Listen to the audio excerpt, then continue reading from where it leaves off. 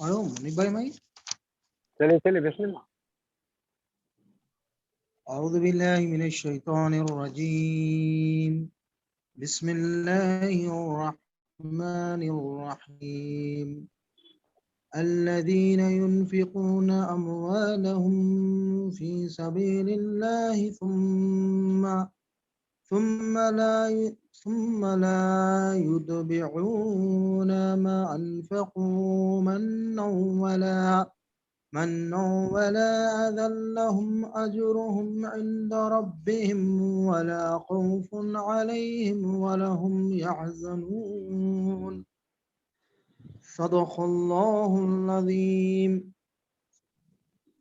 یہ سورہ بقرہ کی آیت ہے جس کا ترجمہ پیش خدمت ہے.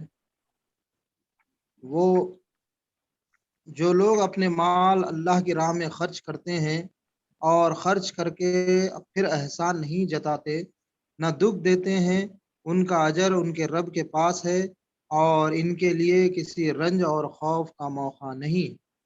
صدق اللہ العظیم.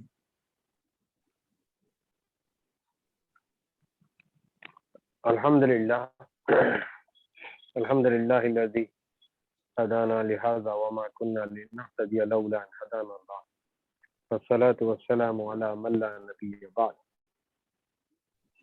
تمام تعریفیں حمد و ثنا کبریائی و بڑائی اس اللہ عز و جل کے لیے جو اپنی ذات میں یکتا و اکیلا ہے. درود و سلام محمد رسول اللہ صلی اللہ علیہ وسلم پر جن کے بعد کوئی اور نبی نہیں. قابل احترام شفیق عزیز شرکائے اسٹڈی سرکل، یہ اللہ کا ہم سب پر فضل و کرم اور احسان کہ اس نے ہم کو یہ 213 دنوں سے اسٹڈی سرکل کو چلانے کی توفیق بخشی. اللہ ہمارے لیے یہ باعث نجات بنا دے کہ ہم جن باتوں کو پڑھ رہے ہیں اس پر بعمل بھی بنا دے، اس کو دوسروں تک پہنچانے کی ہم سب کو توفیق. ہم اپنی کمیوں کو، کوتاہیوں کو، لغزشوں کو دور کرنے والے بھی ہیں اور اللہ ہماری اس میں مدد کرے. چلیے کہاں تک رکے تھے لاسٹ ٹائم، جو کہ میں تھرسڈے کو شامل نہیں ہوا تھا. زکوٰۃ سے شروع کرنا ہے. چلیے بسم اللہ کیجیے. علیم صاحب ہیں. چلیے بسم اللہ. بسم اللہ الرحمن ڈاکٹر مناف الرحیم. آپ ہی پڑھیں گے. تیسرا فریضہ زکوٰۃ.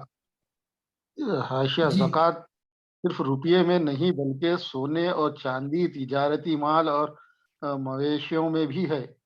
ان سب چیزوں میں کتنی مقدار ہے، کتنی زکوٰۃ ہے، یہ تم کو فقہ کی کتابوں میں معلوم ہو سکتا ہے. یہاں محض زکوٰۃ کی مصلحت اور اس کے فائدے سمجھانا مقصد ہے، اس لیے صرف روپیے کو مثال کے طور پر بیان کر دیا گیا. اللہ تعالیٰ نے ہر مسلمان مالدار پر فرض کیا ہے کہ اگر اس کے پاس کم سے کم 40 روپیے ہوں اور ان پر پورا 40 روپیہ ہے یہ ہوں اور ان پر پورا 1 سال گزر جائے تو وہ ان میں سے 1 روپیہ کسی غریب رشتہ دار یا کسی محتاج، کسی مسکین، کسی نو مسلم، کسی مسافر یا کسی قرضدار شخص کو دے دے. اس طرح اللہ نے امیروں کی دولت میں غریبوں کے لیے کم از کم 2.5% حصہ مقرر کر دیا ہے. یہ بات یاد رکھنے کے قابل ہے کہ رسول خدا صلی اللہ علیہ وسلم نے اپنے خاندان کے لوگوں یعنی سیدوں اور ہاشمیوں کے لیے زکوٰۃ حرام کر دی ہے. مطلب یہ ہے کہ سادات بنی ہاشم پر زکوٰۃ دینا فرض ہے، مگر زکوٰۃ لینا ان کے لیے جائز نہیں. جو شخص کسی غریب سید یا ہاشمی کی مدد کرنا چاہتا ہو وہ ہدیے تحفہ دے سکتا ہے، صدقہ خیرات اور نیک اور زکوٰۃ نہیں دے سکتا۔ اس سے زیادہ اگر کوئی کچھ دے تو یہ احسان ہے جس کا ثواب اور زیادہ ہوگا۔ دیکھو یہ حصہ اللہ کو نہیں پہنچتا، وہ تمہاری کسی چیز کا محتاج نہیں ہے، لیکن وہ فرماتا ہے کہ تم نے اگر خوش دلی کے ساتھ میری خاطر اپنے کسی غریب بھائی کو کچھ دیا تو گویا مجھ کو دیا، اس کی طرف سے میں تم کو کئی گنا زیادہ بدلہ دوں گا۔ البتہ شرط یہ ہے کہ اس کو دے کر تم کوئی احسان نہ جتاؤ، اس کو ذلیل و حقیر نہ کرو، اس سے شکریہ کی بھی خواہش نہ رکھو، یہ بھی کوشش نہ کرو کہ تمہاری اس بخشش کا لوگوں میں چرچا ہو اور لوگ تمہاری تعریف کرے کہ فلاں صاحب بڑے سخی داتا ہے۔ اگر ان تمام ناپاک خیالات سے اپنے دل کو پاک رکھو گے اور محض میری خوشنودی کے لیے اپنی دولت میں سے غریبوں کا حصہ دو گے تو میں اپنی بے پایا دولت میں سے تم کو حصہ دوں گا جو کبھی ختم نہ ہوگا۔ میں آگے بڑھوں گا۔ جی کیا تھا وہ 40 روپے ہے تو 1 روپیہ 40 بولے تو وہ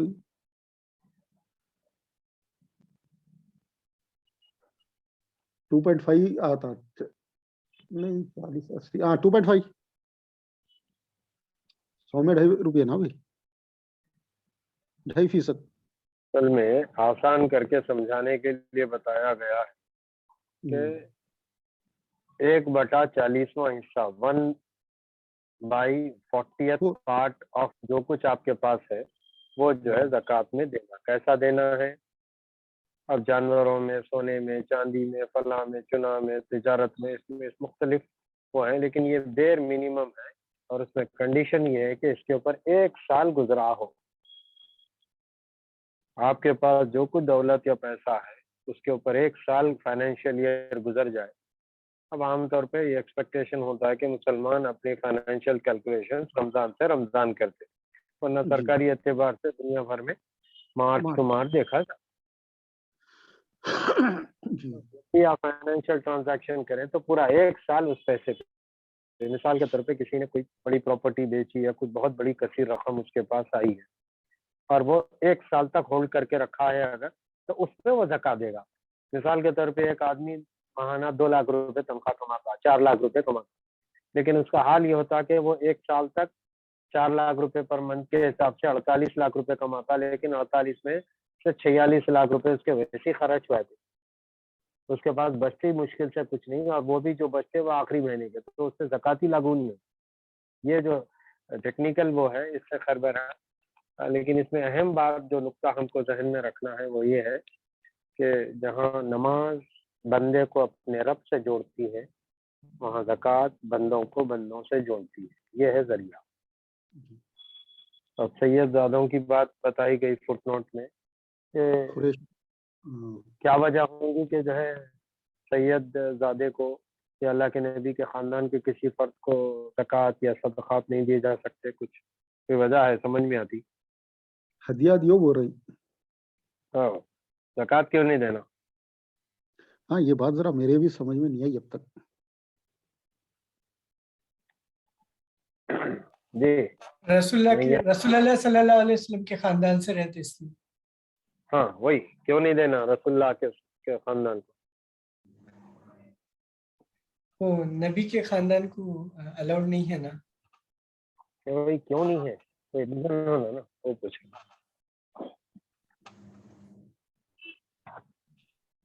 کسی کے ذہن میں عظمت رکھنے کے لیے، ان کی عظمت رکھنے کے لیے۔ ٹھیک ہے آنر کی بات ہے۔ اپنے پاس بڑا اور چھوٹا تو ہے نہیں، اس کے باوجود یہاں پر زکوٰۃ سے روکا گیا، تو یہ اس کو واقعی بھی اس کا خلاصہ ہوئے تو بہتر رہتا۔ بھائی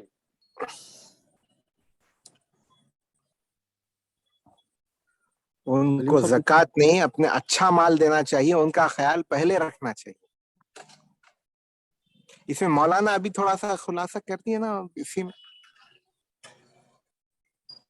دیکھیے یہاں محض زکوٰۃ کی مصلحت اور اس کے فائدے سمجھانا مقصود ہے، اس لیے صرف روپیے کی مثال کے طور پہ دیکھیے بات یہ ہے کہ اگر اس کی اجازت دے دی گئی ہوتی اس کی کہ سید زادوں کو زکوٰۃ دی جا سکتی ہے تو کیا ہوتا تھا؟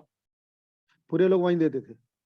ہاں، ساری انسانیت میں جتنے مسلمان ہیں وہ سب کے سب عشق رسول سے سرشار ہو کے سب کے سب وہاں دیتے تھے. تو آپ صلی اللہ علیہ وسلم پر یہ اسپیشل یہ ہے کہ اپنے خاندان کو، یعنی مطلب یہ کہ اوور آپ امیجن کیجئے جیسے پی ایم کیئر فنڈ ہے، کئی کو دے رہے لوگ انڈیا میں، کسی کو اندازہ ہے؟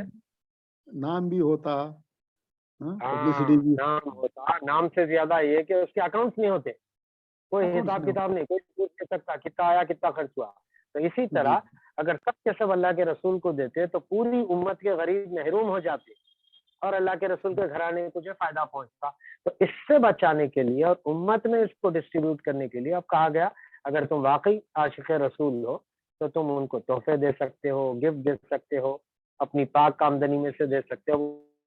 اس میں کنڈیشن پھر یہ بھی ہے کہ سید زادہ بولے تو واقعی پیور سید زادہ ہونا، یہ ٹائٹل لگا لے کے ہر کوئی جیسے خان لگا لیتے، فلاں لگا لیتے، کچھ بھی لگا لیتے، تو اسی میں سید ہوں بولنے سے نہیں چلتا. چلیے اللہ تعالیٰ نے اس زکوٰۃ کو بھی ہم پر اس طرح فرض کیا ہے جس طرح نماز روزے کو فرض کیا ہے. یہ اسلام کا بہت بڑا رکن ہے اور اس کو رکن اس لیے قرار دیا گیا ہے کہ یہ مسلمانوں میں خدا کی خاطر قربانی اور اثار کرنے کی صفت پیدا کرتا ہے اور خود غرض، تنگ دلی اور زرپرستی کی بری صفات کو دور کرتا ہے.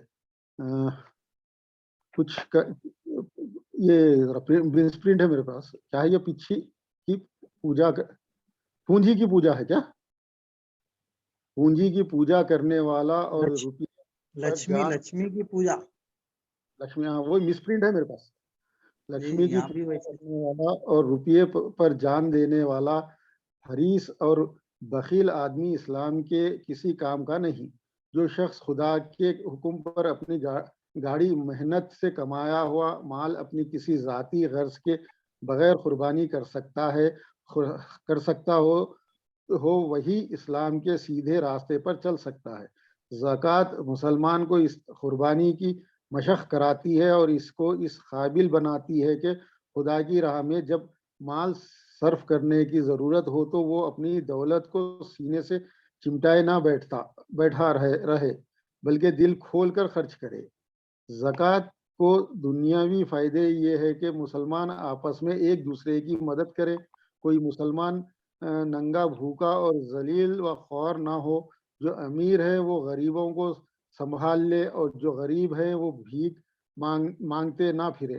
کوئی شخص اپنی دولت کو صرف اپنے عیش و آرام اور اپنی شان و شوکت ہی پر نہ اڑا دے بلکہ یہ بھی یاد رکھے کہ اس میں اس کی قوم کے یتیموں اور بیواؤں اور محتاجوں کا بھی حق ہے.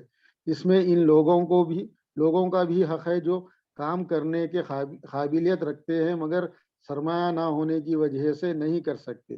اس میں ان بچوں کا بھی حق ہے جو قدرت سے دماغ اور ذہانت لائے ہیں مگر غریب ہونے کی وجہ سے تعلیم نہیں پا سکتے. اس میں ان کا بھی حق ہے جو معذور ہو گئے ہیں اور کوئی کام کرنے کے قابل نہیں رہے. جو شخص اس حق کو نہیں مانتا وہ ظالم ہے. اس سے بڑھ کر کیا ظلم ہوگا کہ تم اپنے پاس روپیے کے کھتے بھرے بیٹھے رہو، کوٹھیوں میں عیش کرو، موٹروں میں چڑھے پھرو اور تمہاری قوم کے ہزاروں آدمی روٹیوں کے محتاج ہو اور ہزاروں کام کے آدمی بیکار مارے پھرے. اسلام ایسی خود غرضی کا دشمن ہے. کافروں کو ان کی تہذیب یہ سکھاتی ہے کہ جو کچھ دولت ان کے ہاتھ لگے اس کو سمیٹ کر رکھے اور اسے سود پر چلا کر اس آس پاس کے لوگوں کی کمائی بھی اپنے پاس کھینچ لے. لیکن مسلمانوں کو ان کا مذہب یہ سکھاتا ہے کہ اگر خدا تمہیں اس قدر رزق دے جو تمہاری ضرورت سے زیادہ ہو تو اس کو سمیٹ کر نہ رکھو بلکہ اپنے دوسرے بھائیوں کو دو تاکہ ان کی ضرورتیں پوری ہو اور تمہاری طرح وہ بھی کچھ کمانے اور کام کرنے کے قابل ہو جائے.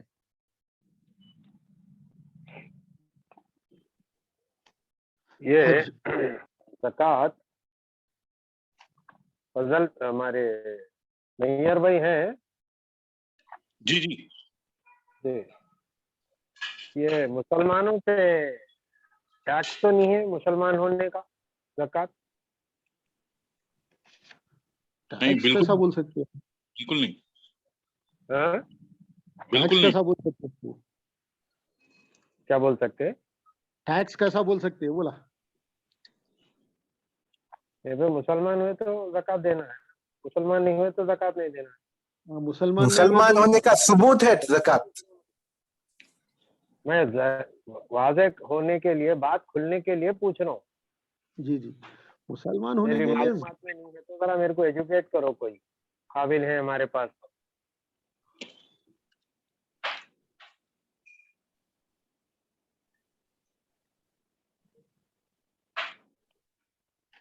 ٹیکس تو نہیں بول سکتے مگر جو اسلام کے فریضوں میں سے ایک فریضہ ہے نا بھائی وہ تو. دیکھیے چلیے یہاں کیا ہے, ایک بات, ایک آدمی کو نماز فرض ہے معلوم ہے اور وہ 5 وقتہ ہی نہیں بلکہ تہجد گزار ہے بہت مال والا, لیکن زکوٰۃ نہیں دیتا یا زکوٰۃ دینے پہ آمادہ نہیں, اس کا دل آمادہ نہیں ہوتا, کیونکہ مال ایک بہت عجیب چیز ہے. یہ بولنا جتنا آسان ہے نا, یہ مڈل کلاس اور غریب آدمی پھر بھی دل بڑا رہتا ہے اس کا. جتنے مال والے ہوتے 100 کروڑ جس کے پاس آتے انہیں اتنا ہی بخیل ہو جاتا. 100 کروڑ میں جاتی. ٹیکس تو نہیں ہے اسلامک ٹیکس, معلوم یہ ہوتا کہ یہ دین آپ کو صرف نماز, روزے اور جو ہے حج میں بھی خرچ ہے, سے جو ہے خالی آپ کو ہلکے ہلکے بغیر کسی مال کے خرچ کے جو ہے گزار کے لے.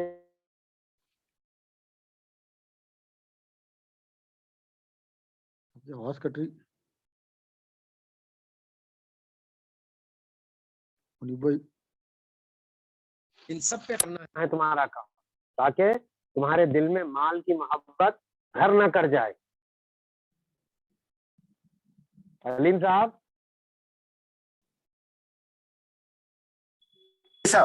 جی سر جی, کفن کو جیب ہوتا علیم بھائی.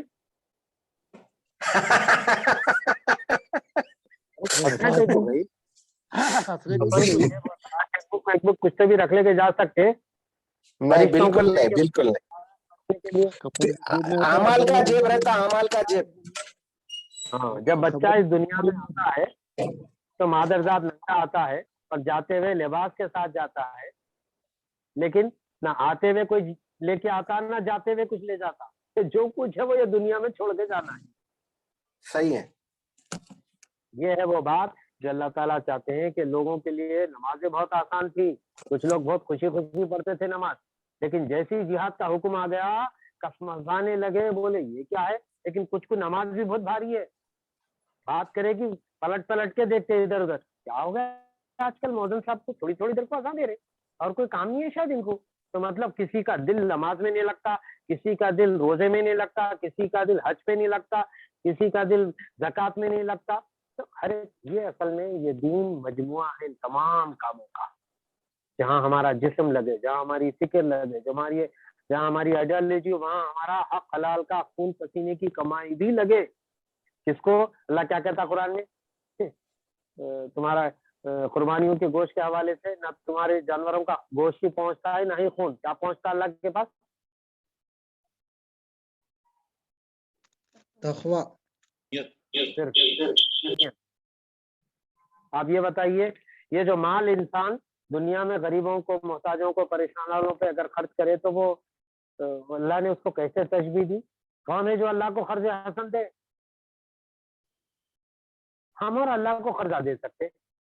اور جب اللہ کے نبی صلی اللہ علیہ وسلم کسی جنگ کے موقع پہ مال جمع کرنے کے لیے کہا اور لوگوں سے کہا تم جو کچھ دے سکتے ہو, جو تبوک کے موقع پہ, تو لوگوں نے ازراہ طنز کہا, جس کو اللہ نے قرآن میں کوٹ کیا. دیکھو مسلمان جو ہے قرضہ دیتے کہتے اللہ کو، اللہ کے پاس کمی ہے کیا؟ تو اللہ نے کہا اللہ غنی ہے اور تم سب فقیر ہو. بے شک اللہ کے دیے ہوئے مال میں سے اللہ کو قرضہ دے رہے ہوں. تو کیوں اللہ کو دینا بول رہے زبان سے، لیکن اصل دے رہے کس کو؟ دینا انسانوں کو ہے نا، اللہ کو تھوڑی جاتا ہو. بے شک یہ کانسیپٹ کو واضح کرنے کہ تم اپنے غمخواری میں، ہمدردی میں، ملنساری میں، اپنائیت میں اپنے ان غریبوں کو جن کو تم دیکھتے ہو، ذرا غور کرو کہ تم جو 100 روپے اور میں جو 100 روپے کماتے ہیں اس میں 10 روپے مشکل سے ہمارے اپنے ہیں. ذرا سوچ کے دیکھ لو، حساب کر کے، مشکل سے 10 روپے آؤٹ آف ایوری 100 روپیز لکھی ہے. باقی کے 90 روپیز کہاں جاتے؟ کبھی بیوی کے خرچے میں، کبھی بچوں کے خرچے میں، کبھی پراپرٹی کے لیے، کبھی گاڑی کے لیے، کبھی فلاں کے لیے، کبھی اپنی ذات پہ. not even 10% is what we earn we spend on us. ہم اپنی ذات پہ 10% بھی نہیں خرچ کرتے. اور کمال کیا ہے، ہم چھوڑ کے جب جائیں گے تو خرچ کریں گی ہماری اولادیں، ہماری نسلیں، اور پوچھ ہم سے ہوگی، اس لیے کہ کمائی ہم نے. اس وجہ سے قبل اس کے کہ وہ وقت آئے ہم اپنے زکوٰۃ تو یہ ڈیر منیمم وہ ہے. اچھا کسی کو معلوم ہے کہ زکوٰۃ دینے سے مسلمانوں نے منع کیا، انکار کیے تھے کچھ لوگ؟ ہاں کرے تھے ابو بکر صدیق رضی اللہ تعالیٰ کے ٹائم پہ. تو کیا ہو گیا؟ تو جو ہے سو کیا بولتے اس کو، جنگ ان کے ساتھ جنگ کو تیار ہو گئے. وہ کیا بولتے، کچھ لوگ انکار کرے تو ان کے ساتھ جو ہے سو تلوار اٹھانے تیار ہو گئے تھے. زکوٰۃ کے انکار کرنے والوں کو مانعین زکوٰۃ بولتے. زکوٰۃ کا انکار کیا بول رہے تھے وہ لوگ زکوٰۃ کے بارے میں؟ ہم محنت کر کے کمائے ہیں اس میں سے ہم دینا. ابو بکر کو نہیں دیتے بول رہے تھے یا دیتے نہیں بول رہے تھے؟ دیتے ہی نہیں بول رہے تھے. نہیں، ہم بیت المال کو نہیں دیتے بول رہے تھے، ہم ہمارے طرح سے دیتے بول رہے تھے. ہاں یہ امپورٹنٹ پوائنٹ ہے جو ڈاکٹر مناف اٹھائے. وہ یہ بول رہے تھے کہ ہم انڈیویجول خرچ کر لیتے، ہم بیت المال میں لا کے نہیں جمع کراتے ابو بکر کے پاس، یہ بول رہے تھے. اس پہ حضرت ابو بکر جیسے نرم مزاج آدمی نے تلوار سوت لی اور کہا کہ اگر کوئی ایک اونٹ کے گلے کی رسی بھی دیا کرتا تھا تو میں اس سے وہ رسی برابر لوں گا، وصول کروں گا. حضرت عمر جیسی شخصیت نے کہا اے ابا بکر ابھی ابھی کیسی کیفیت ہے، اللہ کے رسول ہمارے درمیان سے ابھی رخصت ہوئے ہیں، ایسی صورت میں ذرا تو نرمی کرو. تو حضرت ابو بکر نے کہا کہ آج یہ زکوٰۃ سے منع کر رہے ہیں، کل ایک وقت آئے گا ہو سکتا ہے اگر ایسی چھوٹ دینے کے نتیجے میں وہ نماز سے انکار کریں گے، روزے سے، حج سے، فلاں سے، سب سے ایک ایک کر کے چھوڑ دیں گے. نہیں، ہر حال میں اسی حالت میں رہنا ہے دین کو جس حالت میں اللہ کے رسول نے چھوڑا. یہ جبکہ ابو بکر رضی اللہ تعالیٰ نرم بولے جاتے اور عمر رضی اللہ تعالیٰ سخت بولے جاتے. لیکن اس کے باوجود وہ کام اتنا امپورٹنٹ تھا کہ آپ نے ان سے جو ہے، اور ایسا نہیں ہوا کہ جنگ ہوئی، لیکن آپ کی یہ جو سختی تھی وہ ظاہر کر دیا لوگوں کو کہ لازماً دے نہیں دینا. بلکہ اس سے ایک دلچسپ واقعہ یہ بھی ہے کہ ہم لوگ یہ سمجھتے ہیں کہ ان اسلام کی دیوی باتوں اور فرائض اور ارکان اسلام سے ہم کو اندازہ نہیں ہے کہ اس کی کیا کیا برکتیں ہوتی ہیں. حضرت عمر رضی اللہ تعالیٰ عنہ کے زمانے میں جب ایک طرف ایران فتح ہوا، دوسری طرف رومن امپائر ہوا، تو ایران سے زیادہ رومن امپائر کے جو علاقے تھے وہ بہت سرسبز شاداب تھے، ہرے بھرے، ہریالی گھاس. عراق کے علاقے، عراق کا کچھ حصہ تو وہ تھا جو ایران کہلاتا تھا اور باقی کا وہ بیزنطین یعنی رومن امپائر. تو صحابہ نے مشورہ دیا حضرت عمر کو کہ امیر المومنین ایسا کیجئے کہ جو لوگ ابھی ابھی ہماری سرحدوں میں داخل ہوئے ان کی سب کی زمینیں کھینچ لو اور بولو یہ سرکاری زمین ہے، اس لیے کہ بھی وہ لوگ مسلمان نہیں.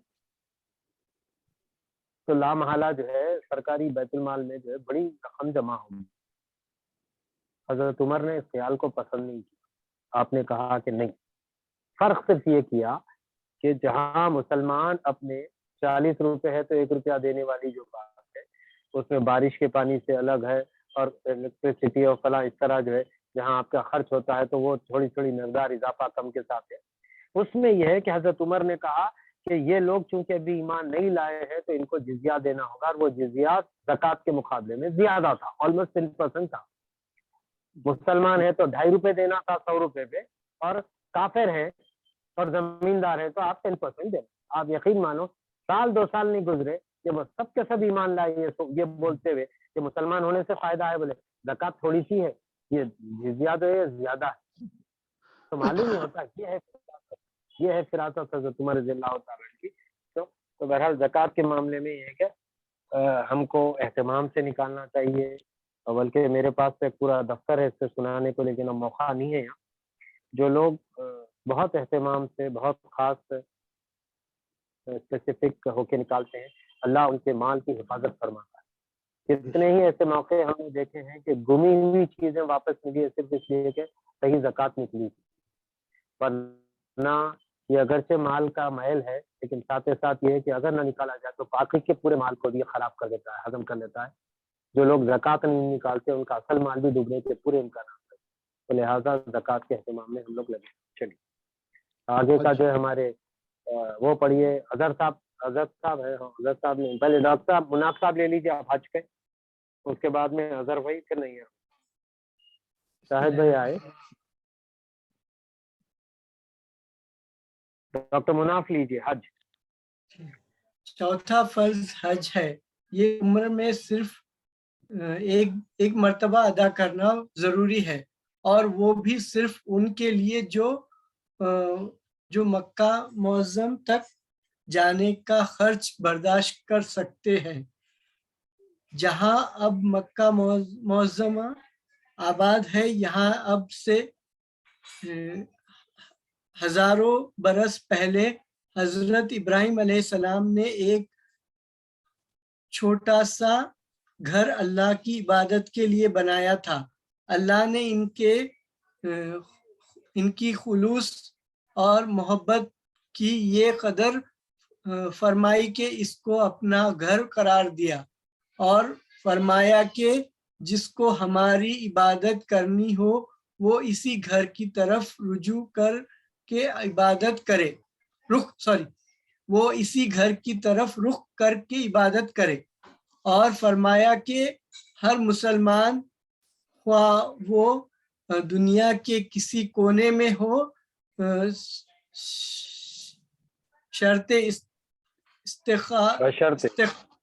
بشرط استطاعت عمر میں کم سے کم ایک مرتبہ اس گھر کی زیارت کے لیے آئیں اور اس محبت کے ساتھ ہمارے اس گھر کا طواف کرے جس کے ساتھ ہمارا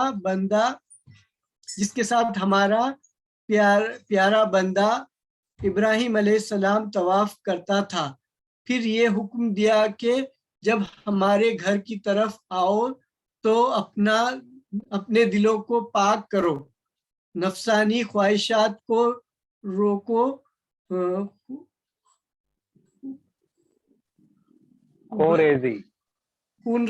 خون ریزی اور بدکاری اور بد زبانی سے بچو، اسی ادب و احترام اور عاجزی کے ساتھ آؤ جس کے ساتھ تم کو اپنے مالک کے دربار میں حاضر ہونا چاہیے.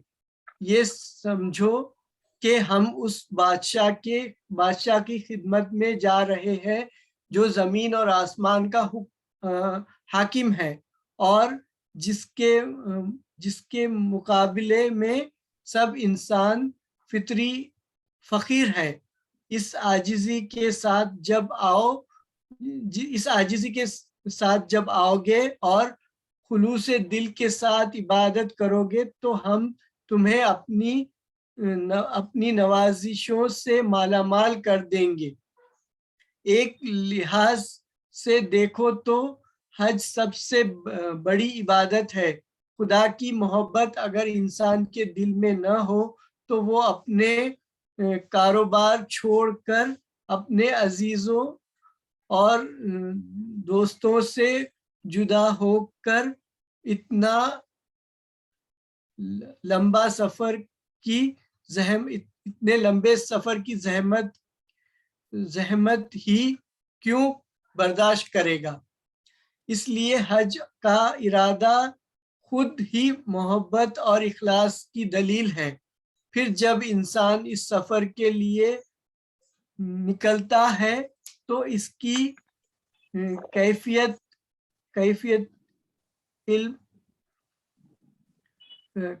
کیفیت عام سفروں جیسی نہیں ہوتی. اس سفر میں زیادہ تر اس کی توجہ خدا کی طرف رہتی ہے، اس کے دل میں سخ اور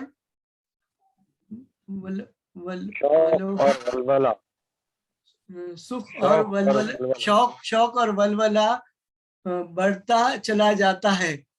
جو کعبہ قریب آ جاتا ہے، محبت کی آگ اور زیادہ بھڑکتی ہے۔ گناہوں اور نافرمانیوں سے دل خود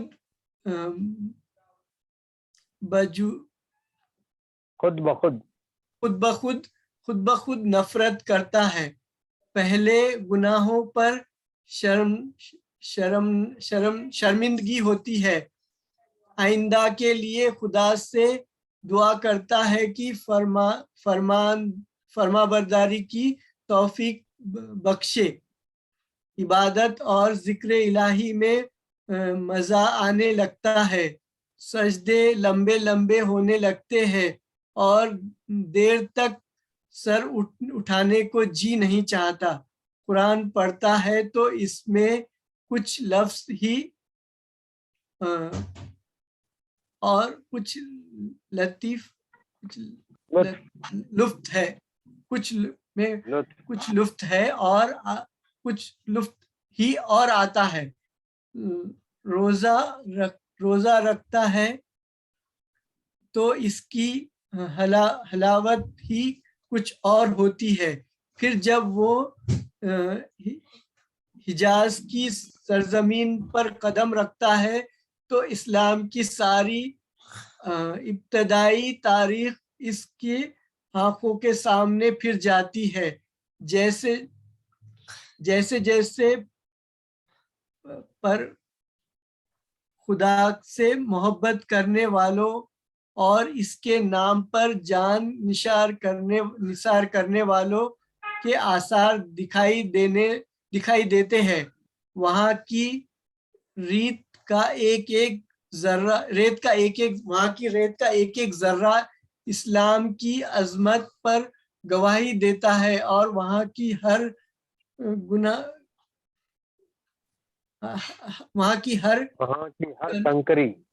ہر کنکری پکارتی ہے کہ یہ وہ سرزمین جہاں اسلام پیدا ہوا اور جہاں سے خدا کا کلمہ بلند ہوا۔ اس طرح مسلمان کا دل خدا کی عشق اور اسلام کی محبت سے بھر جاتا ہے، اور وہاں سے وہ ایسے گہرا اثر لے کر آتا ہے جو مرتے دم تک دل سے محو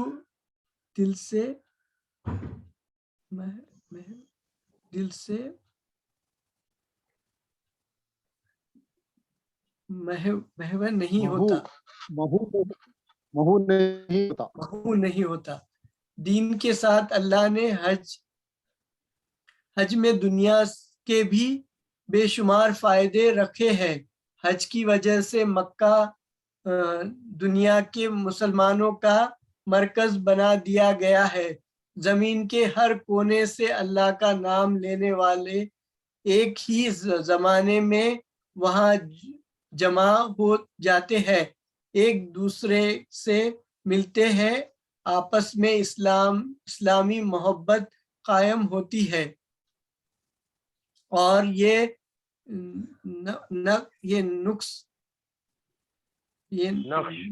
نقش دلوں میں بیٹھ جاتا ہے کہ مسلمان خواہ کسی ملک اور کسی نسل سے کے ہو، سب ایک دوسرے کے بھائی ہے اور ایک ہی قوم ہے۔ اس بنا پر حج ایک طرف خدا کی عبادت ہے تو اس کے ساتھ ہی وہ تمام دنیا کے مسلمانوں کی کانفرنس بھی ہے اور مسلمانوں کی عالمگیری برادری میں اتحاد پیدا کرنے کا سب سے بڑا ذریعہ بھی. جی تو کیا ہے وہی حج؟ حج ایک جیسے کانفرنس، عالمگیر کانفرنس ہے، مطلب مسلمان آپس میں جمع ہو کے اتحاد سے جو کرتے ہیں وہ. اور یہ ابراہیم علیہ السلام کے جو ابراہیم علیہ السلام نے جو چھوٹا سا گھر بنایا تھا، اس کو اللہ نے اپنا گھر قرار دے کر اس سے اتنی محبت کی کہ اس کا نام اپنا گھر رکھ دیا اللہ نے. اس کے بعد جو کیفیت بتائی گئی ہے نا، وہ واقعی میں بھی مطلب وہاں جا کے جو فیل ہوتا نا، سیم ویسا ہی بتایا انہوں نے. مطلب جو وہاں پہ جا کے ایسا آدمی جو ہے بالکل ایک دم رونے لگتا ہے. ایسا زندگی میں ایک مرتبہ کا حج فرض ہے. اگر کوئی پیسے کی وجہ سے ہر 2-3 سال میں جا کے کرتا جائے تو اس کے بجائے کسی غریب کی مدد کر دینا بہتر ہے، میرا جانا خیال ہے، کیونکہ فرض تو ایک ہی مرتبہ ہے آپ کے اوپر. اصل میں ہوتا یہ ہے کہ دوسروں پہ خرچ کرنے کی بات ہے تو زکوٰۃ میں سے نکالنا. ایکسٹرا کہاں سے نکالتے؟ 97.5 میں سے. وہ 2.5 میں اگلے سال رمضان کو دیتا ہوں. تو ایسے ہی ہے، یہ جو ہے زندگی میں ایک مرتبہ کا حج یہ فرض ہے. یہ کوئی انٹرنیشنل پکنک نہیں ہے، یہ انٹرنیشنل ٹوریزم بھی نہیں ہے. یہ اس ادب احترام کے ساتھ کیا جانے والا زندگی میں ایک ہی مرتبہ. اچھا یہ بتائیے، ہم میں سے اللہ کے نبی صلی اللہ علیہ وسلم نے کتنے حج کیے؟ شاید 2 حج کیے، 3 عمرے کیے، میرا جانتا ہے. ایک ہی حج کیا ہے. ایک ہی. جبکہ آپ کے پاس موقع کتنے تھے؟ فتح مکہ کے بعد 3 سال تھے. 2 حج کے موقع تھے آپ کے پاس. جس سال حج فرض ہوا ہے، فتح مکہ کے بعد حج فرض ہوا، اور حج فرض ہونے کے بعد فتح مکہ کب ہوئی ہے؟ 8 ہجری میں ہوئی. 9 اور 10 2 سال سے. فرسٹ ایئر آپ خود نہیں گئے، بلکہ آپ نے حضرت ابوبکر کو امیر حج بنا کر بھیجا اور کہا کہ جو ہے لوگوں کو اعلان کرا دو، منادی کر دو کہ آئندہ سال اللہ کے رسول خود تشریف لائے. ہر قبیلے سے کوئی نہ کوئی نمائندہ آئے تاکہ کچھ آفاقی آخری پیغام دینا. تو زندگی میں ایک مرتبہ کا کرنا یہ فرض ہے. جی ایک اچھا بولے تھے، 11 مہینے گمراہ 1 مہینے عمرہ. رمضان کا مہینہ آتے عمرے پہ عمرہ. تو یہ جو ہے اللہ کے ساتھ کوئی مذاق نہیں ہے، جو انسانوں کو کرنا چاہیے. لہذا اس کی عظمت اسی میں باقی رہے گی. بھائی جب میں ایک دعوت جی ہر سال رمضان میں بہترین دعوت کر کے عمرے کو نکلتے تھے انہوں ہر سال. کون نکلتے تھے؟ ایک کو جانتا ہوں میں، یاقوت پورے میں رہتے انہوں. وہ کوئی مثال نہیں ہے اس بات سے کہ اکثر و بیشتر یہ دیکھا گیا ہے رمضان کے مہینے میں اللہ کے نبی کے ساتھ جو حدیثوں سے مروی ہے وہ یہ ہے کہ کسی نے اگر رمضان میں عمرہ کیا تو وہ ایسے ہے، اور خاص کر آخری عشرے میں، جیسے اس نے اللہ کے رسول کے ساتھ کیا. اب اس کی توجہ میں جو ہے لوگ ہر سال جانا چاہتے ہیں، اور عام طور پہ ریئل اسٹیٹ کے کاروباری لوگ، بڑے بزنس مین لوگ، اور تمام 2 نمبر کے کام والے رمضان میں جا کے ایسا لگتا کہ جو ہے عمرہ کر کے واپس آنا، اس کے بعد پھر وہی کرنا جو پہلے کرنا. تو ایسا حج اور عمرہ اللہ کو پسند نہیں ہے، اور ایسا مقصود مقصود. چلیے حمایت اسلام اظہر صاحب پڑھیے آگے. السلام علیکم ورحمۃ اللہ. ماشاء اللہ اچھا ٹاپک ملا. حمایت اسلام، میری آواز کلیئر ہے نا سر؟ بالکل بالکل. حمایت اسلام آخری فرض جو خدا کی طرف سے تم پر عائد کیا گیا ہے، حمایت اسلام، اگرچہ یہ ارکان اسلام میں سے نہیں ہے مگر یہ اسلامی فریضے میں سے ایک اہم فرض ہے اور قرآن و حدیث میں اس پر بہت زور دیا گیا۔ حمایت اسلام کیا چیز ہے اور کیوں فرض کی گئی، اس کو تم ایک مثال سے بآسانی سمجھ سکتے ہو۔ فرض کرو کہ ایک شخص تم سے دوستی کرتا ہے، مگر ہر آزمائش کے موقع پر یہ ثابت ہوتا ہے کہ اس کو تم سے کوئی ہمدردی نہیں، وہ تمہارے فائدے اور نقصان کی کوئی پرواہ نہیں کرتا۔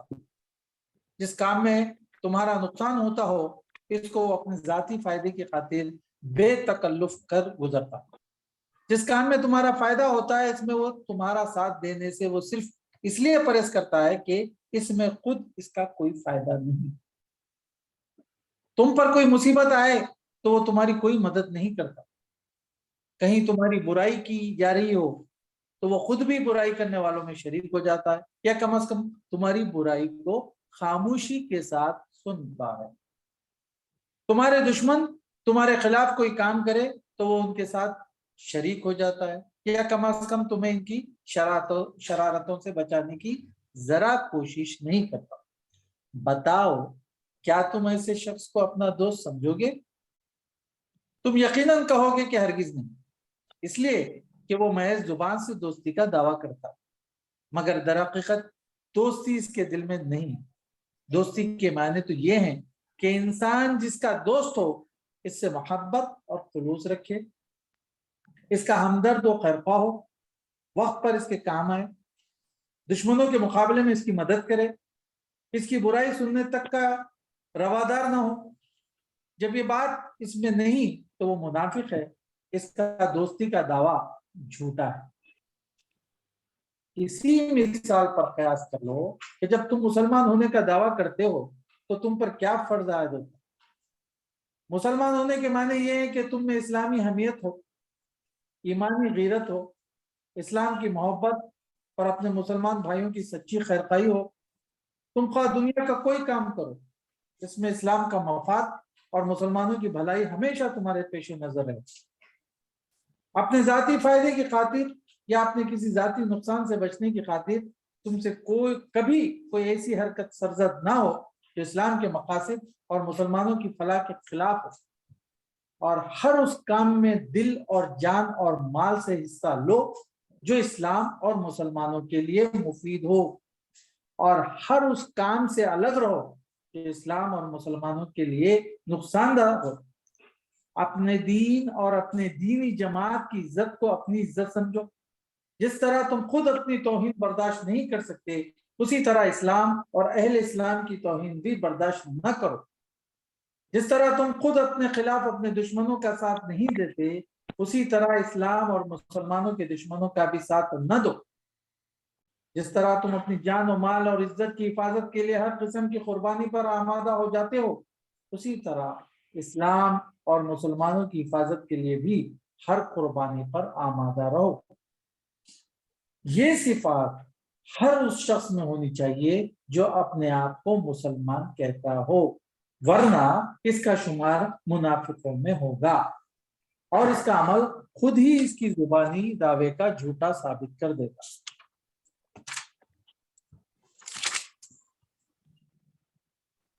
اس حمایت اسلام کا ایک شعبہ وہ ہے جس کو شریعت کی زبان میں جہاد کہتے ہیں۔ اس حمایت اسلام کا ایک شعبہ وہ ہے جس کو شریعت کی زبان میں جہاد کہتے ہیں۔ انشاءاللہ یہ شعبہ جماعت اسلامی میں بھی آ جائے گا انشاءاللہ۔ جہاد کے لفظی معنی ہے کسی کام میں اپنی انتہائی طاقت صرف کر دینا۔ اس معنی کے لحاظ سے جو شخص خدا کا کلمہ بلند کرنے کے لیے روپے سے، زبان سے، قلم سے، ہاتھ اور پاؤں سے کوشش کرتا ہے وہ بھی جہاد ہی کرتا ہے۔ اس کا جواب یہاں آ گیا۔ مگر خاص طور پر جہاد کا لفظ اس جنگ کے لیے استعمال کیا گیا ہے جو تمام دنیاوی اغراض سے پاک ہو کر محض خدا کے لیے اسلام کے دشمنوں سے کی جائے۔ شریعت میں اس جہاد کو فرض کفایہ کہتے ہیں، یعنی یہ ایسا فرض ہے جو تمام مسلمانوں پر عائد تو ہوتا ہے لیکن اگر ایک جماعت اس کو ادا کر دے تو باقی لوگوں پر سے اس کو ادا کر دینے کی ذمہ داری ساقط ہو جاتی ہے۔ البتہ اگر کسی اسلامی ملک پر دشمنوں کا حملہ ہو تو اس صورت میں جہاد اس ملک کے تمام باشندوں پر نماز اور روزے کی طرح فرض عین ہو جاتا ہے۔ البتہ اگر کسی اسلامی ملک پر دشمنوں کا حملہ ہو تو اس صورت میں جہاد اس ملک کے تمام باشندوں پر نماز اور روزے کی طرح فرض عین ہو جاتا ہے، اور اگر وہ مقابلے کی طاقت نہ رکھتے ہو تو اس کے قریب جو ملک واقع ہو وہاں کے بھی ہر مسلمان پر فرض ہو جاتا ہے کہ جان اور مال سے اس کی مدد کرے، ان کی مدد کرے، اور اگر ان کی مدد سے بھی دشمن کا حملہ دفع نہ ہو تو تمام دنیا کے مسلمانوں پر ان کی حمایت اسی طرح فرض ہو جاتی ہے جس طرح نماز روزہ فرض ہے۔ اللہ اکبر، فلسطین یاد آ جا رہا میرے کو ایسے میں، یعنی اگر کوئی شخص بھی یہ فرض ادا کرنے میں کوتاہی کرے گا تو گنہگار ہوگا۔ ایسی صورت میں جہاد کی اہمیت نماز اور روزے سے بھی زیادہ ہو جاتی ہے، اس لیے کہ وہ وقت ایمان کے امتحان کا ہوتا ہے۔ جو شخص مصیبت کے وقت اسلام اور مسلمانوں کا ساتھ نہ دے اس کا ایمان ہی مشتبہ ہے، پھر اس کی نماز کس کام کی اور اس کے روزے کی کیا وقت۔ اور اگر کوئی بدبخت ایسا ہو کہ اس وقت اسلام اور مسلمانوں کے دشمنوں کے ساتھ دے وہ یقیناً منافق ہے۔ سعودی عرب، اس کی نماز اور اس کا روزہ اور اس کی زکوٰۃ اور اس کا حج سب بیکار ہے۔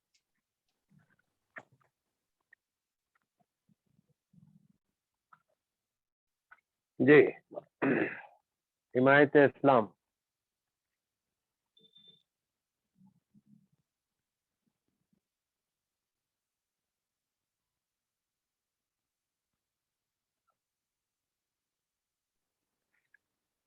منیب صاحب آواز نہیں آ رہی آپ کی؟ حمایت اسلام، ہاں جی، اس میں مثال کلیئر آ گئی نا، اس میں ایک دوست کی مثال دے کے بتا بھی دی ہے نا، پوری کلیئرٹی آ گئی۔ اب میں کچھ سوال یہ آ رہا ہے یہاں لاسٹ پیرا میں جو لائن ہے کہ اب میں اپنے حساب سے میں یہ سوچ رہا ہوں کہ یہاں پر جو مثال آئی کہ یعنی اگر کوئی شخص بھی یہ فرض ادا کرنے میں کوتا، ایسی صورت یہ جو اوپر کی لائن ہے، اگر وہ مقابلے کی طاقت نہ رکھتے ہوں تو ان کے قریب جو ملک واقع ہو وہاں کے بھی ہر مسلمان پر فرض ہو جاتا ہے کہ جان اور مال سے ان کی مدد کرے۔ اگر ان کی مدد سے بھی دشمن کا حملہ دفاع نہ ہو تو تمام دنیا کے مسلمانوں پر ان کی حمایت اسی طرح فرض ہو جاتی ہے جس طرح نماز روزہ فرض ہے۔ یہ پوائنٹ جو ہے اب جو بلکہ اس سے بڑھ کے یہ جو اب معاملہ چل رہا ہے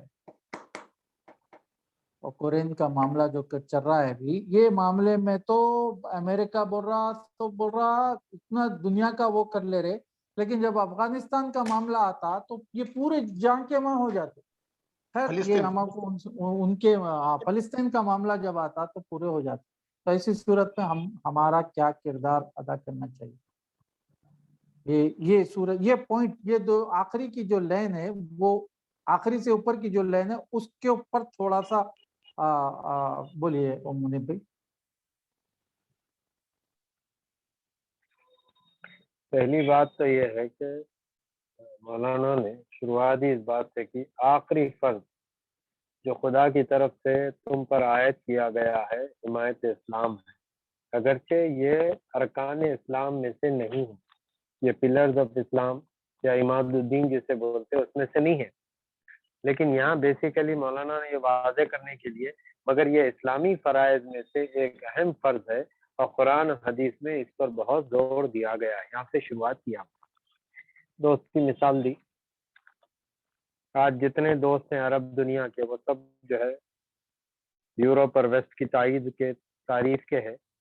مسلمان اس ملک میں 25 کروڑ ہو کے بھی اگر پریشان ہیں تو کوئی ایک عرب ملک کے منہ میں نہ زبان ہے، نہ اتنا جذبہ ہے، نہ اتنی ہمت ہے، بلکہ پہلے سے پیچش لگ جاتی، پیٹ میں درد اٹھنے لگتا کہ مائی باپ کہیں امریکہ کو یورپ کو ناراضگی نہ ہو جائے وغیرہ وغیرہ۔ تو یہ حمایت اسلام بیسیکلی اس کے لیے آپ نے کہا کہ جہاد تلوار سے جو کرنے کا ہے وہ اس کو کہتے ہیں قتال. تلوار سے مطلب ہتھیار اٹھانے کی بات. جدوجہد جو ہے جہاد دراصل اس لفظ کو کہتے ہیں جو اپنی زبان سے کیا کرے آدمی, مگر خاص طور پر جہاد کا لفظ اس جنگ کے لیے استعمال کیا گیا ہے جو تمام دنیاوی اغراض سے پاک ہو کر محض خدا کے لیے اسلام کے دشمن سے کی جائے. شریعت میں اس جہاد کو فرض کفایہ کہتے ہیں, یعنی یہ ایسا فرض ہے جو تمام مسلمانوں پر عائد ہوتا ہے, لیکن اگر ایک جماعت اس کو ادا کر دے تو باقی لوگوں پر سے اس کو ادا کر دینے کی ذمہ داری ساقط ہو جاتی. کسی کام میں اپنی انتہائی طاقت صرف کر دینا یہ ہے لفظی معنی جہاد. To strive with the utmost کیا کہنا چاہیے ایفرٹ, حتی الامکان جو کوششیں لگا دینا اس کو کہتے ہیں جہاد. اب موجودہ دور میں خیر بات بہت واضح ہے, پوری دنیا میں کیا ہو رہا ہے وہ تو خیر سبھی جانتے ہیں, مگر اب یہ جہاد لفظ کے غلط معنی آ گئے ہیں. اب لفظ جہاد آ گیا. ابھی لیٹسٹ جہاد کیا ہے معلوم آپ کو؟ لفظ جہاد بھی پرانی چیز ہو گئی نا. لیٹسٹ جہاد کرونا جہاد, فلاں جہاد, یہ جہاد, وہ جہاد کے بعد آخری لیٹسٹ کیا ہے نیوز؟ حجاب جہاد.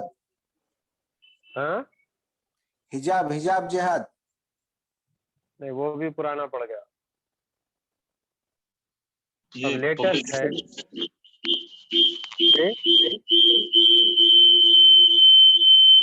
آپ کی آواز پھٹ رہی نہیں یار بھائی. نہیں, یہ پبلک سروس Latest- کمیشن کے نام سے دیکھیے آئی ایس کے اس کے خلاف چھڑا تھا جہاد بول کے, ٹائٹ نام ہاں. بھول گیا ہم. سدرشن ٹی وی والا چھیڑا تھا, وہ بھی پرانا تھا. سدرشن ٹی وی والا چھیڑا تھا, وہ بھی پرانا ہو گیا. لیٹسٹ یہ ہے کہ ابھی ایک پادری نے کیرلا میں کہا ہے کہ مسلمان نارکوٹک جہاد کر رہے ہیں. نارکوٹک ابھی لیٹسٹ ہے, حجاب کے بعد کا ہے. شاہ رخ خان کے بیٹے کو لے کے ہاں, شاہ رخ خان وہ کا تو بیٹا خیر وہ ایک ذاتی کیس ہے, لیکن ان کا بولنا کچھ اور ہے. وہ کرسچن جو ہے کچھ اور سمجھانے کے حوالے سے اس نے یہ جہاد کا لفظ استعمال کیا. تو یہ اس پہ جو ہے کیا بولنا چاہیے آپ کے ٹویٹر فلاں چنا پہ کہ جہاد بولے تو لفظ جہاد تھا, یعنی ہندو بچیوں کو پٹا کے شادیاں کرنا وہ لفظ جہاد, اور کورونا پھیلانا ہے تو وہ کورونا جہاد, وہ فلاں, مطلب ہر بات پہ جو ہے جہاد جس کو بدنام کیا گیا ہے. لیکن حقیقت یہ ہے کہ یہ لفظ بدنام ہونے کے لائق نہیں ہے. یہ لفظ تو وہ ہے جو ہر کوئی کرتا. مثال کے طور پہ جب جرمنی حملہ کر رہا تھا جنگوں میں, دونوں بھی, انگلینڈ فرانس وغیرہ سب ہاتھ پہ ہاتھ دھرے بیٹھے, ہاتھ جوڑے ہوئے, ہم بھی کرسچن تم بھی کرسچن, لہٰذا جو ہے تم دائیں گال پہ اگر وہ راکٹ مارے تو بایاں گال حاضر ہے, اس پہ بھی مار دو. ہٹلر ایسا کر رہے تھے یا سب مل کے ٹوٹ پڑے تھے اس پہ. احمد دیدات سے کسی نے پوچھا تھا جہاد کیا ہے, تو انہوں نے یہی مثال دے کے کہا کہ جس وقت پر پوری دنیا ہٹلر کی زیادتیوں کے خلاف کھڑے ہو گئی تھی کہ زیادتی کر رہا ہے اپنے پڑوسیوں کے ساتھ, وہ چاہتا ہے کہ دنیا میں واحد بڑی سپر پاور طاقت بن جائے, لہذا تو اس کو توڑنے, اس کو روکنے کے لیے. تو معلوم یہ ہوتا کہ اللہ تعالیٰ نے اس دین کی عظمت کی خاصیت یہ ہے کہ هو الذي ارسل رسوله بالهدى ودين الحق ليظهره على الدين كله ولو كره المشركون ولو كره الكافرون وكفى بالله شهيدا. وہی تو ہے جس نے بھیجا اپنے رسول کو دین حق اور ہدایت کے ساتھ تاکہ وہ غالب کر دے تمام ادیان باطلہ پر. زمین پہ جتنے ایجنٹس اینڈ سسٹمز ایگزسٹ کرتے ہیں ان سب کو مٹنا ہے, آج نہیں تو کل مٹیں گے یہ. لیکن میں آپ کیا کر رہے ہیں, ہماری کوششیں کم ہیں, اس طرح سے ہم سمجھ رہے ہیں جماعت اسلامی کیا ایفرٹ لگا سکتی ہے. ہماری اپنی صلاحیتیں کم ہیں, ہم اپنی صلاحیتوں کو نہیں بڑھانا چاہتے, ہم جو ہے دنیا میں اپنا لوہا نہیں منوانا چاہتے, لوگوں کی آنکھوں میں آنکھیں ڈال کے بات کرنا نہیں چاہتے اسلام سے متعلق. ہم تو دبے سہمے بہت اگر ہوا تو آج کل ایک بہت خاص طبقہ ہے جو سینے پہ ہاتھ باندھ کے زور سے آمین بول کے سورہ فاتحہ پڑھ کے جنت جانا چاہتا. ایک اور طبقہ ہے ہمارا جو کہتا ہے کہ عشق رسول ہی سب کچھ ہے, اس کے ذریعے سے ہم کو تو نجات ہے, جنت. ایک اور تیسرا طبقہ ہے جو کہتا ہے صرف نمازیں پڑھتے رہو, 40 دن کی نمازیں بغیر قضا کیے کے پڑھ جاؤ گے تو سب کچھ ہوگا. پوری دنیا نماز کی پابند ہو جائے, پوری دنیا روزے رکھنے لگ جائے پابندی سے, پوری دنیا عقیدے اچھے ہو جائیں, اس کے باوجود اصل جو کرنے کے کام ہے ان کے ساتھ اگر وہ نہ کرے, یہ جو حمایت اسلام کے ٹاپک کے ساتھ مولانا نے کہا ہے وہ یہ کہ ہمیں اپنے دوستوں اور دشمنوں میں تمیز کرنا سیکھنا ہے, سمجھنا ہے. ایک صاحب ہے وہ چلاتے ہیں, وہ الیاس شرف الدین سلیو آف اللہ, ان سے جا کے مل کے بولا, میں پوچھا کہ جو کوئی تنخواہ ملتی کیا سعودی عرب سے, آپ ارے نیمونی بھائی ایسا کیوں بول رہے ہیں؟ تو پوچھا پھر کیوں خواہ مخواہ کے حمایت کر رہے ہیں تم ان کی, تم ان کے کیا آفیشیل آدمی ہے, ایمبیسیڈر ہے. ایک ایک حرکت ایسی کریں گے جس میں اسلام شرمسار ہوگا. لوگ بولیں گے ارے مسلمان ملک, کعبۃ اللہ تمہارا, مسجد نبوی تمہاری اس ملک میں, اور وہ لوگ شراب کی دکانیں کھول دیے, ارے بیچز پہ اوپن ہو گیا اور فلاں ہو گیا. اب دیکھتے جانا, اسٹیکر لگا رہا ہے ایک آدمی شراب کی بوتل پہ, اسٹیکر پہ لکھا ہوا ہے حلال. شراب کبھی حلال ہوتی؟ تو بولنا ہی ہے کہ یہ منافقوں کے بھیس میں, روپ میں, شکلوں میں خوبصورت. اور قرآن نے تو منافقوں کے بارے میں جو ٹرمینالوجی استعمال کی ہے, کہا کہ ان کی زبانیں بڑی زبردست ہوگی, ان کی وجاہت, ان کا جو آؤٹ لک اتنا زبردست ہوگا کہ تم متاثر ہو جاؤ گے. اللہ ان سب منافقوں سے, چاہے وہ ہماری اپنی صفوں کے ہوں یا باہر کے ہوں, لیکن ان سب منافقوں سے ہم کو اور اسلام کو بچا لے. کیونکہ منافقوں کا جو مقام ہے وہ سب سے نچلا طبقہ ہے, کافروں سے بھی نیچے رہیں گے جہنم, کیونکہ یہ دوہرے لوگ ہیں. ایک طرف تو نام بھی لیتے ہیں اسلام کا, اس کے بعد اسلام کا کام نہیں کرتے, مخالف اسلام کا کام کرتے.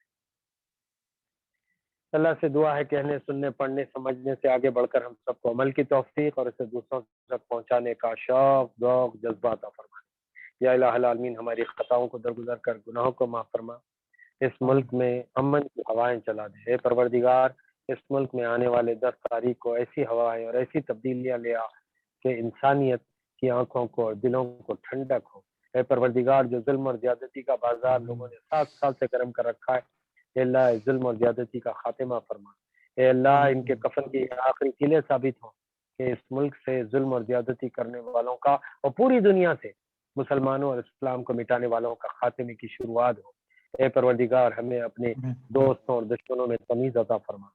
اے اللہ, جہاں ہم اپنے عقائد سے واقف ہوں وہاں اپنے عقائد پر نہ صرف ہم جمے رہے بلکہ وہاں نمازوں کے پابند بھی ہوں, ہم روزے کا اہتمام کرنے والے بھی ہوں, زکوٰۃ کے ادا کرنے والے بھی, اور زندگی میں اللہ تو نے توفیق دی, استطاعت دی تو حق حلال کی آمدنی سے حج کرنے والے بھی, اور ساتھ ساتھ انسانیت کے لیے اس دین کے خاطر حمایت اسلام بھی ادا کرنے والے ہوں, اور موقع آنے پر تن, من, دھن, جان, مال, عزت, آبرو سب کچھ ہے اللہ تیری دیوی, اللہ اس کو تیرے دین کے لیے لگانے والے بنا. الہ العالمین ساری دنیا میں مسلمانوں کی جان, مال, آبرو کی حفاظت فرما. اے اللہ, ہم سب کچھ سے راضی ہیں, تو بھی ہم سے راضی ہو جا. سبحان ربک رب العزت عما یصفون وسلام علی المرسلین والحمد للہ رب العالمین. آمین یا رب. آمین یا رب.